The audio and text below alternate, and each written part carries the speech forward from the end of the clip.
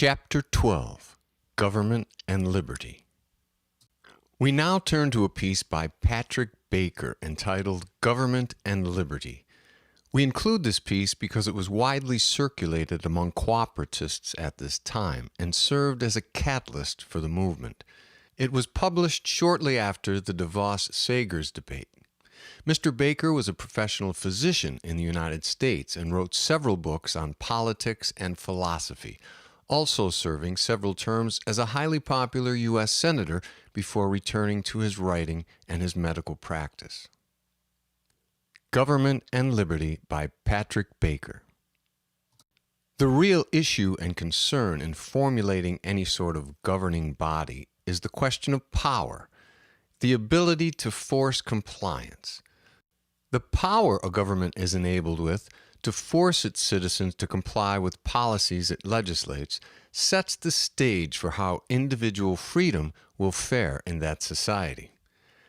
I'd like to take a look at this with regard to the present governments in general, but in particular to this relatively recent and highly controversial system that has been introduced, namely cooperatism. Interestingly enough, under cooperatism, there is no forced compliance. This is unique to systems of modern government, although cooperatism isn't necessarily a form of government in the traditional sense of the word. It seems to be more of a societal system where the people govern themselves. The cooperativist believes that the ordinary citizen should be in control of what he adheres to and what he does not adhere to. Under cooperatism, everyone is just an ordinary citizen. There are no dictators, presidents, senators, or corporate CEOs. No one holds any specific power over anyone else. No one can pull rank over anyone else. It is a society ideally made up entirely of ordinary citizens who all retain control over their own lives.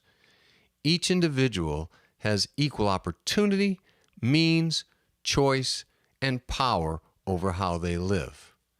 And there are no provided means for any individual or group of individuals to gain power over others. What we are referring to here is power with regard to governmental policies. It doesn't mean that there are no law enforcement agencies to prevent crimes against fellow citizens, such as murder, stealing, or assault. It means that there is no governing body per se that reserves the right to dictate policies and force compliance. If there is any governing body, then it is the people themselves, as opposed to a small minority of elected or unelected representatives. Under cooperatism, even a consenting majority of the people holds no power to force compliance on any individual with regard to any specific policy. Each individual chooses what policies to support through voluntary participation. In other governments, there is considerable power exercised at various levels in hierarchies over the general populace. And this power generally falls into two categories: financial and physical. People are controlled economically and or by way of force through law enforcement agencies or, on a grander scale, militarily. By these methods, the common people are mandated to follow certain rules and behaviors. Cooperatists feel this should be unnecessary and is actually contrary to the idea of setting up a nation based on personal freedom and liberty. For cooperatists, the whole idea of personal freedom means no one should be forced or coerced to do anything. And by the same token, there should be no formal penalties dealt out to anyone for not doing something, such as paying taxes or disregarding a military draft. The only legitimate laws that should be necessary are those that safeguard for everyone the right to live life exactly as they choose, so long as it does not impede someone else's freedom to do the same. And that is where it gets tricky. The statement is too broad to adequately resolve the multitude of varying disputes that will arise. However, it does serve as a general foundation on which to build a more detailed legislation. For instance, when we start mandating behavior based on what a majority decides, then we have compromised individual liberty. This may seem at first contrary to the whole idea of democracy. However, it does not contradict democracy at all, but rather it reconciles the idea of democracy with true individual personal freedom. So let me say again, the idea is that personal liberty and freedom must be protected even in the face of majority consensus. Even a majority should not have the power to mandate restrictions on an individual's personal freedom. In order to justify this, you must first be made aware of the type of circumstances referred to with regard to the personal freedom I'm speaking of. We are not talking about the host of taboo criminal activities whereby the perpetrator directly interferes with the personal freedom of another. These activities would obviously not be considered choices that should be safeguarded under any system. There are also a host of other non-criminal, minor activities that may cause conflict between individuals. An example would be someone creating a great deal of noise when someone else in the vicinity prefers or requires quiet. These types of issues need to be worked out amongst those involved or by some agreed-upon arbiter, and again are not the subject of the type of personal freedom I'm referring to in this essay. Then there are those freedoms mostly agreed upon, such as the freedom of speech, the freedom to choose your own friends and indulge in your own preferences. Those large and small freedoms that most of us in the free world take for granted in our day-to-day lives. These are also not the types of freedoms specifically referred to in this discussion, although all of the above categories are valid topics of discussion with regard to personal freedom in a society. I will be limiting my discussion to governmental policies that are mandated, forcing everyone in that society to comply or be subject to consequences. Examples of these would be the aforementioned military draft, paying taxes, or the mandatory purchasing of insurance. Cooperatists would say that no one should be forced to follow certain policies they do not agree with, even if those policies are supported by and agreed to by a majority.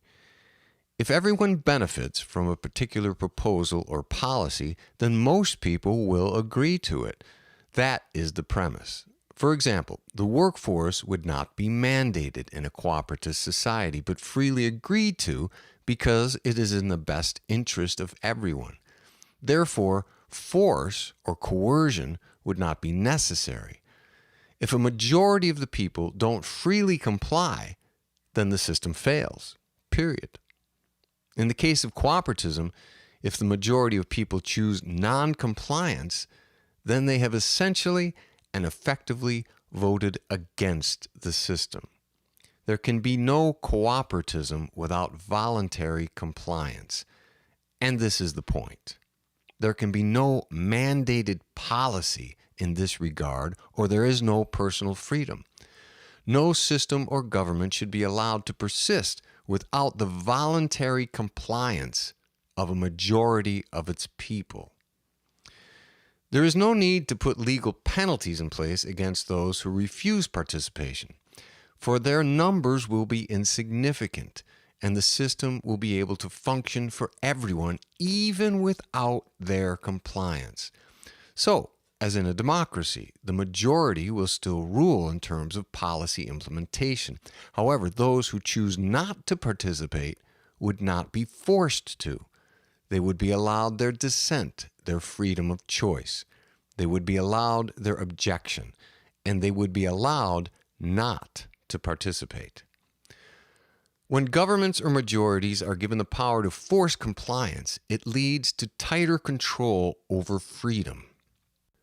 Financial coercion could range from bribery to campaign funding. Taxation would be considered a form of financial coercion because everyone pays taxes even for the things they may not agree with or benefit from. In many systems, the right to vote is considered the balancing factor with regard to forced compliance.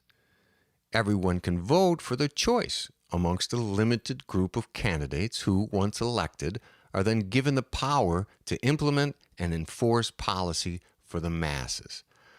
However, except in local issues, voting is generally restricted to candidates as opposed to specific issues and policies, limiting the common voter's power to truly have a voice in what policies are actually implemented.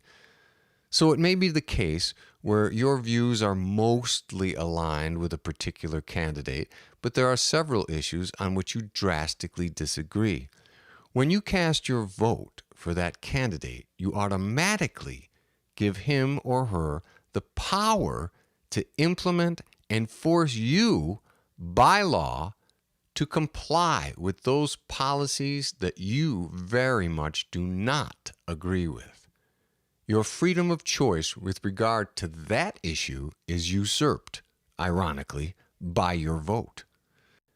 To make matters worse, it is often the case of having to choose between several candidates that have been chosen for the public by the campaign financing process of special interest groups, buying support for their agendas with their campaign contributions. The common people are then forced to comply whether they believe in the policies or not. It is declared that the candidates elected are the people's choice by way of popular democratic elections, giving the candidates unquestionable validity to govern without any direct interference by or accountability to the general public. At this point, these officials wield a power that is agreed to usurp individual freedom. Essentially, individual freedom has, to a degree, been traded for the right to vote. The voter is bound by the election results, foregoing all rights not to comply with the policies and mandates that are implemented by the elected candidate and staff, without a chance to vote directly on those policies and mandates. Cooperatists would argue against this. Individuals should choose what endeavors they wish to support by their willing participation, voluntary participation. If enough people agree with a proposal, then they will willingly comply and contribute, and the proposal will succeed. This would be a democracy that is truly of the people and simultaneously fully support the idea of individual freedom. Democracy still functions because any dissidents cannot hinder a proposal agreed upon by the majority. However, individual freedom is also upheld because the majority does not have the power to compel compliance from the dissidents in the minority. In a cooperative system, the people are the government. They do not elect a government to govern for them. The people directly vote on the issues themselves. There are no elected politicians, only administrative volunteers who implement policies, not decide them. The majority implements by way of participation. Just by virtue of it being a moneyless society, the vast majority of policies and problems will automatically be eliminated. An overwhelming number of issues, mandated policies, and political bickering in a money system are due to financial and economic concerns. All manner of social problems generally associated with the lack of money, such as homelessness, hunger, and poverty, would entirely disappear, as well as a huge number of other financial concerns such as tax rates, interest rates, minimum wage, unemployment rates, etc., etc., etc., reducing the issues that need to be addressed by a government. There would be no longer any reason to implement forced financial compliance or compliance of any kind. Individual freedom will be upheld even at the risk of cooperatism's own demise. The greatest unknown factor with regard to implementing a cooperative system is the question of voluntary group compliance. Can it be achieved? Cooperatism depends on group compliance. This is potentially a problem. I say potentially because it might not be an issue at all. A vast majority of a society might willingly agree. For years, people have been agreeing that paper money has value, so who's to say people wouldn't be willing to make a new agreement, one involving participation in a voluntary workforce to provide for society's everyday needs? This is what those in favor of cooperatism would hope, ideally, would occur. If the vast majority participate, then even if there are individuals or small groups of those who refuse participation, the system will still be able to function as intended. Cooperatism, like any other system, doesn't need 100% compliance, but it does require a significantly large percentage of compliance. Now, let me reiterate again, there are and should be obvious limits to personal freedom. In our current context, what is meant is that an individual should not be forced to participate in anything they choose not to. As far as what they are actually allowed or not allowed to do, there will be a considerable amount of gray area to be debated, discussed, and worked out. But these problems cannot be used to nullify the philosophy of cooperative system. For these problems are not specific to that system. These problems need to be addressed and worked out in any system, our current one being no exception. Should someone be allowed to play music at a very high volume if it is annoying their neighbors who live in close proximity?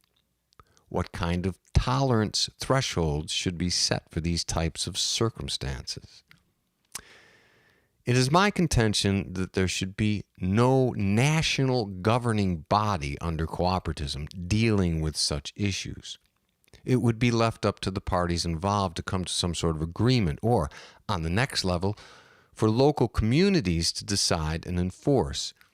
Each community in cooperatism would be able to decide as a group how they wish to live, and each individual would be free to choose to live in a community that coincides with his or her preferences in terms of allowances and activities.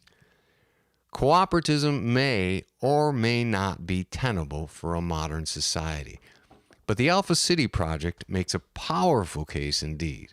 It does seem to give a great deal of hope to the idea that humanity may finally be ready to abandon its old ways and concepts and step forward into a mutually liberating future. And that concludes Patrick Baker's piece, which stirred up a tremendous amount of controversy globally. And it added another influential piece to the increasing collection of factors that brought about, little by little, a greater understanding and awareness of this new alternative system. Though it was met with a great many discrediting attacks from the opposition, this only created more interest and further dissemination of this essay.